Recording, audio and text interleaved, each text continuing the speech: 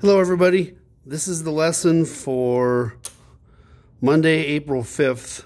I'm recording this that Monday night. This is for the kids who are stuck at home because of COVID exposure. So you've had to wait for this, okay? So we did a day of art notes, and I'm gonna put on here 4/5/21, and so tomorrow's lesson, Tuesday's lesson, I'll record after school on Tuesday night because I never know how far I'm going to get. Okay, so all right, we used brown for soil, sand, rocks, that kind of stuff, and blue for water. Okay, and we're picking up where we left off last week with surface water, and I gave them this drawing. And I asked them to make a rough outline with a dashed brown line that separates these two things that look like trees. But you're supposed to know already, oh, those are rivers. Okay. Okay. And tell yourself, and I mean, when you come back, you can have this to copy. Okay, I have blank ones of this. This is a 3-page art packet. This is page 1. This is page 2. This is page 3. It'll be interesting to see how well this works because you have to look at page 2 and 3 at the same time. So I'll have to have my camera fully up at the top of my stand so you can see them both. I hope it'll work. All right. So I asked a review question, and I was disappointed. Most people had forgotten. They'd had a long weekend to forget stuff. I asked them, tell me what this brown area is. It starts with a W. Somebody would finally come up with watershed? Yeah, it's a watershed. So label that. I'm going to give you basically a 28 minute version of our 48-minute lesson today. So I have to kind of move kind of quickly. But you have the luxury of hitting pause and rewinding me. So this is a watershed, and that's a watershed. And then I asked them, okay, what can you tell me about this ground that is underneath the brown line? And somebody eventually would say, well, it's high ground. Yeah, it's called a divide. So this is the review material that says divide. Okay, so this river is flowing this way, this river is flowing this way. They're neighboring watersheds. Then I told them, not everybody uses the term watershed. That's the kind of a technical term. It has 2 other names that you'll hear, depending on what kind of stuff you're exposed to. Okay, and you can write this in any color you want. A watershed is also the same thing as a basin. Okay, you'll hear people talking about a river basin. That's one of these. Okay, I watch some hunting shows and they talk about this. They call it a drainage. It's the same thing. These are all the same thing. Okay, these 2 guys were going Dall sheep hunting in Alaska, well above the tree line. So they're up in the mountains where trees aren't growing because it's too cold for much of the year. Okay, the sheep like to be up there because they can see danger coming from miles away. They have excellent vision. So the sheep are watching out for hunters, and they're watching out for bear. That's what they watch out for. Okay, and these 2 guys said, okay, we're going to hunt 1 drainage per day. They hiked up to the bottom of a river, and then one day they camped like here. Then they hunted this whole thing in one day. It took them a whole long day of hiking. They came down at the end of the day, exhausted. They camped out here. Then they'd hunt up the next one. And what they were doing was, they said, we're doing 1 drainage a day. This could be called a drainage. And this could be called a drainage. And this could be called a drainage. And this could be called a drainage. What looked like branches on a tree, each of these is a smaller drainage system. Okay? Technically, there's a watershed around this branch right here, and this branch right here, and around this branch right here. Okay? Small watersheds are usually parts of bigger watersheds. Let me say that a different way. The water that runs off your roof of your house will wash down into your yard. Those could be considered small watersheds. And then if you live in Albert Lea, the water will probably be trying to go toward Fountain Lake, which is a different watershed made up of everybody's yards in the area. And that water is part of the Albert Lea Lake watershed. And that water goes into the into the Shell Rock River watershed, which is a small part of the Cedar River watershed, which is a small part of the Iowa River watershed, which is a small part of the humongous Mississippi River watershed, which flows into the Gulf of Mexico, which is part of the Atlantic. Okay? All right. Enough of that. Now, I have to make this story short. I'm fully immunized now for COVID. The very first thing I did with my fully immunized status was I hopped in my car and drove 4 hours to surprise my mom. She did not know I was coming. I surprised her because I didn't want her to clean the house and worried about what she was going to feed, blah, blah, blah. It was just because I hadn't seen her in 15 months. So after I knocked on her door, she came to the door and she cried and I cried and we hugged. And then she's like, "What are you doing here?" I said, "I just came to visit. I hadn't seen you for so long." And we had the best visit. Now, you're like, what does that have to do with Rivers? All right. She is a newspaper clipping hoarder, and she gave that gene to me. I'm also the same way. I save newspaper stories of interest. Okay? After we sat down and started visiting, she pulled out the box. She'd been going through all this stuff, sorting out stuff from... There was a box with my name on it, and there was a box with my brother's name on it, and there was a box with my sister's name on it. And as we went through the box of stuff she thought that I might find interesting, she pulled out 44-year-old newspapers. I didn't know she saved this. Okay? She didn't know I was teaching you guys about rivers now. Now, this is April 5th. This is April 5th, 1977. She got the year wrong. Okay? I happen to know it's April 5th, 1977. You can see the date right here. This is April 5th, April 6th, and April 7th, 1977. I was 10 years old, okay? You can do some math. I was 10 years old 44 years ago, okay? Now, here's the story I'm telling you about this. It was my first exposure to earth science, but I didn't know that's what it was. That's not what my dad told me what it was. But he just took me across town as a 10-year-old to see something very, very sad. We watched houses slide down a hill in the town where I lived. Okay? This is just one picture. Here's an old part of an old town. Houses that had stood there for a long time on a hill that had stood there a long time. And now the hill was coming down. And people were losing their houses and there was nothing they could do about it. Okay? Here's some clippings. 44-year-old clippings that my mom gave me 3 weeks ago. Here's a picture of a gentleman standing, this is the city mayor, standing on the cracks of a road where the hill is starting to let go and everybody could tell, okay? And this picture, you can see up, it's kind of dark, I know that. This is part of, this is building that hasn't fallen down yet, and this is buildings that already have. And they're ending up in this guy's backyard, okay? Everything here is a complete waste, loss. Okay, here's a house getting ready to go.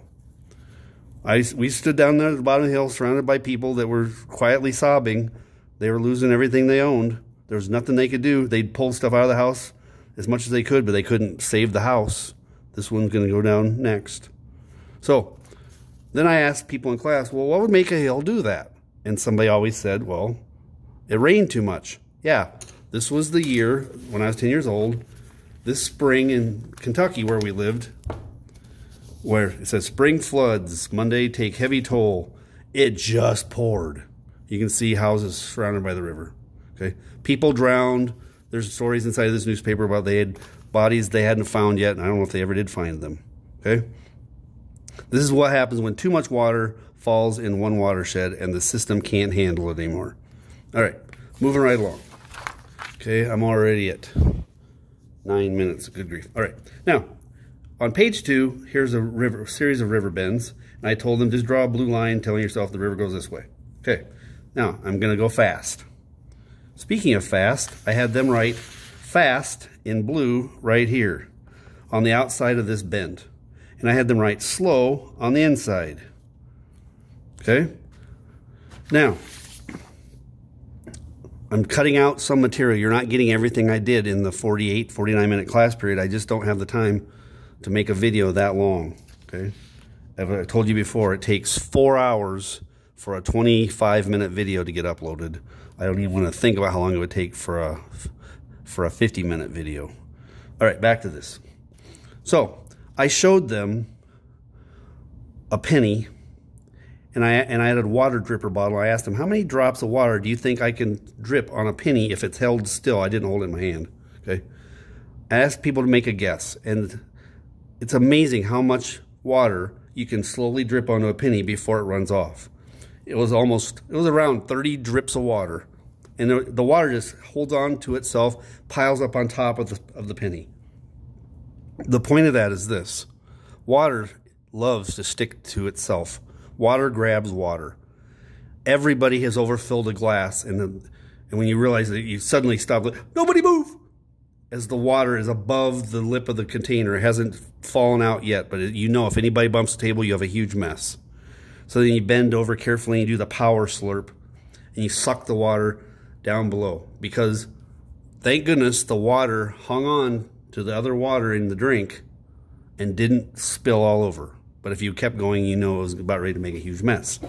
The point of that is this: water sticks to water, and in a river, water will drag water with it as it goes around a bend, which makes, as this water goes around this side of the bend, it has to go faster and drags the other water with it.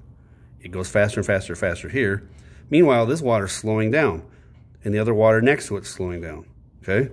Now, over here, write fast on the outside of the bend and slow on the inside of the bend. All right, now, with your brown, I want you to draw in the sandbars that form right here. Okay? They form on the insides of the bends. Nothing fancy. Okay? Label that sandbar. And this one's sandbar. That's formed by the water slowing down and dropping the sediment that it's carrying. Now, with your brown, I want you to do this. A dashed line like this. This is where the river is chewing away at the riverbank on the outside of the bend because the water's so fast. And over here, do the same thing. That's a tear. That's kind of like a tear along the dotted line kind of thing. This is called a cut bank. Like riverbank, cut bank. And I'll explain what's being cut here in a little bit. Okay, cut bank. You wrote that on there twice. Now, let me try to explain what's going on here with page 2 and page 3. I'm going to pull the camera all the way up.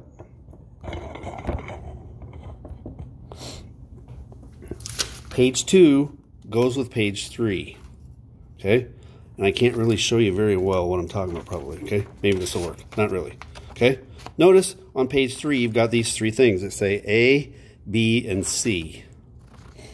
Well, they're right here. This is slice A across the river.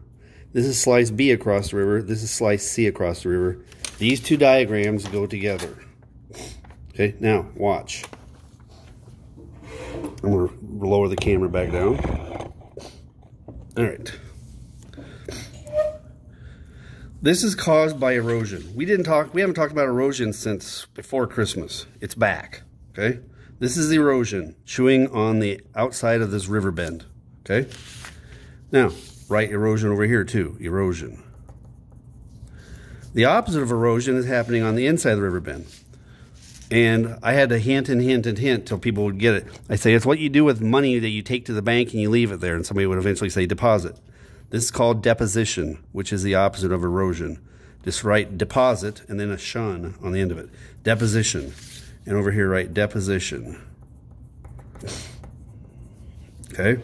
All right, now, here's what's happening. I'm going to go over here to page 3, and I'm going to come back and forth. Okay? With your blue, we drew this. And if you're just watching this, hopefully learning from this, you can get a copy from me when you get back. Okay, that's the water level. This is cut A, which is right here, cut A. Okay, ouch, bonk. Here is the sandbar. Sandbar. And here's the cut bank. Now I have to do some more explaining.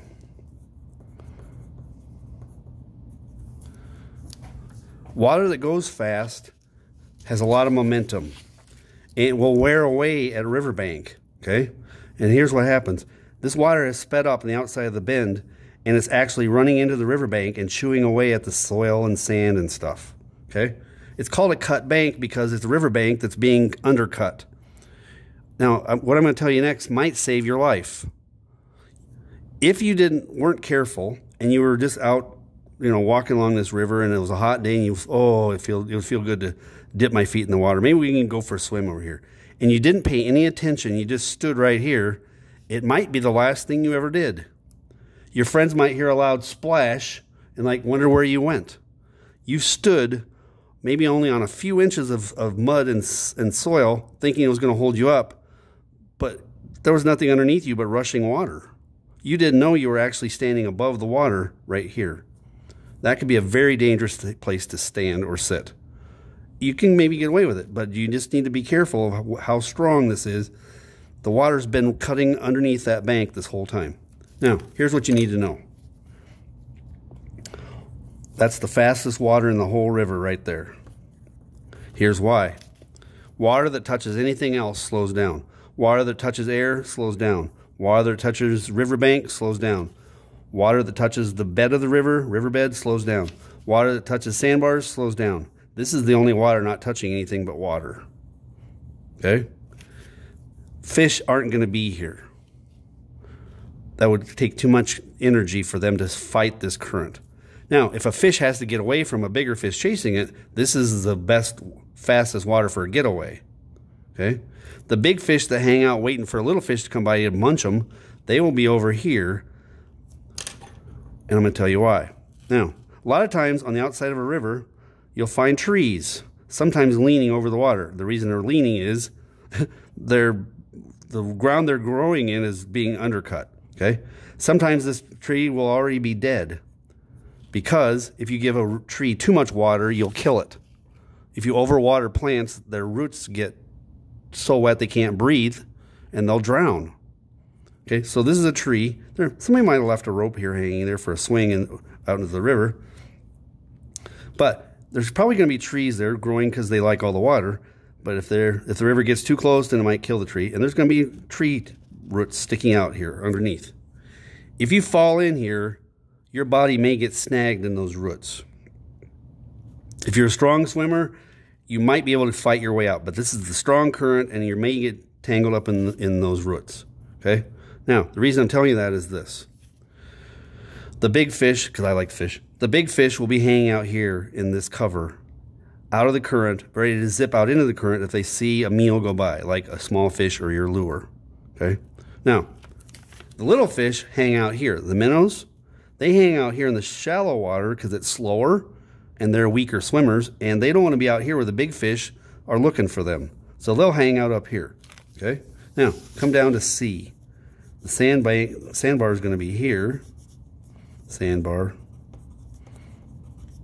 I'm going to draw in the water. The fastest water is here. And the cut bank's on the other side. It's like, that's just like the other one. Yeah, but they've switched sides. This is the cut bank over here. This is the erosion. Now, Fiscus, you didn't do anything with the B. I know. Nothing's happening there. We draw in the water. There's no sandbars and there's no cut banks. Now come back over here to this. Okay? The fast water is on the outside of here. And now it's switched sides over here. B, it's just medium speed. Okay? So, you can tell yourself on B, this is less fast. You can say that's slower. Yeah, I know. Same thing. Less fast, less deep. All right, next thing. Now, hopefully you're not going to spend your whole life playing video games. Hopefully this summer you'll get outside and enjoy some time in nature. If somebody asks you to go on a canoe trip or a kayaking trip or a tubing trip on a river, think about going because it can be a lot of fun. Okay? Now, think about this. Here's the river. Depending on the heat of the day and how long this trip is, you may have fun for a while and then decide, man, we've had a lot of fun. Now I just want to go home. I just want to get, okay, I'm getting too much sunburn, or I'm really, really thirsty, or man, I really got to go to the bathroom, okay? And you can't go in the river, okay? So how do you get down a trip a river trip faster. The secret? You go to the outside of the bends. You constantly zigzag to the outside where the river is fastest. If you stay in the middle, you'll go medium speed the whole way. If you're racing somebody down the river, you want to be on the outside of the bend, cross over to the outside of the bend, cross over to the outside of the bend, continually like that, okay? It's always faster on the outside. It's always slower on the inside because water sticks to water and water slows down. Now, we've got a few more things to write, and then I'm going to be out of time. I'm already at 20 minutes. All right, now, I want you to write a few things right here. A river bend is called a meander. Meander is a word that means wander, like to wander around. A meander is a river bend. And the reason they're called that is these things actually move. Okay? This bend isn't always going to be here. It's moving this way. This one's moving this way. This one's, they can move. They're not going to stay the same place. And this is a problem when you have something like a bridge over a river, and then the river comes and tries to cut away the riverbank, and it can threaten the bridge. Okay? If you were somebody who bought property to have a cabin on the river, that can be a bad decision if the river comes and eats all your property, carries it away, and grabs your cabin and carries it down the river. Okay, that can happen. That doesn't happen on lakes, but rivers can do that. Okay, all right. So tell yourself, water sticks to stuff. Like it sticks to water, it sticks to fish, it grabs things. Okay, you think about water as slippery, but it really does like to hold on to stuff. This is why if you ever tried to run at the beach, if you're in the water very deep at all, you can't run very fast at all. There's too much resistance. It actually sticks to you. Okay, if you're running in a couple of inches of water, you can run fairly fast. But if you're in water up to your waist, you can barely move. You can't run quickly. Okay? All right. Tell yourself, water is heavy. Weighs about 8 pounds per gallon. And when you get water moving, it has a lot of momentum. It can pick cars up easily. When you have rushing water, people get killed every year trying to drive across flooded roads thinking, oh, my car's heavy enough. And then it picks their car up and they find the car upside down in a ditch and they have to find drowning victims. It's not a pretty thing. All right, I'm almost out of time. Go to page 3 and write this down. Increasing the speed of water. I don't know if you can read this or not. Increasing the speed of water increases its power.